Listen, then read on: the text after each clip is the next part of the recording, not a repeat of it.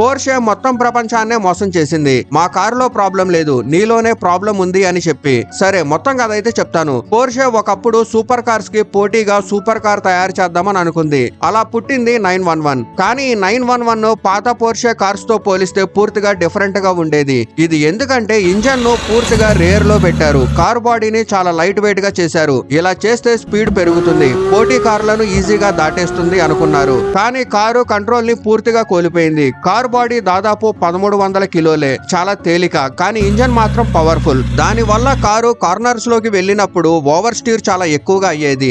Owners ఈ సమస్యను highlight చేస్తే పోర్షే స్ట్రైట్ గా చెప్పేసింది, కార్ లో కాదు మీలోనే ప్రాబ్లం ఉందని. ఈ కార్ ని ఎవరైనా నార్మల్ డ్రైవర్ నడపలేడు అని. అది కూడా సరే, కానీ 2004లో పోర్షే మరింత ఘోరం చేసింది. కెరారా జీటీని లాంచ్ చేసింది. ఇందులో 5.7 litre naturally aspirated V10 engine 8400 RPM వరకు రెడ్ లైన్ ఇస్తుంది. ఇది పూర్తిగా అదుపులేని గుర్రం లాంటిది. ఎందుకంటే ఇందులో ట్రాక్షన్ కంట్రోల్ లేదు, ఎలాంటి ఎలక్ట్రానిక్ సేఫ్టీ సిస్టమ్ లేదు. అందుకే పోర్షే ఓపెన్ గానే చెప్తుంది, drive at your own risk అని.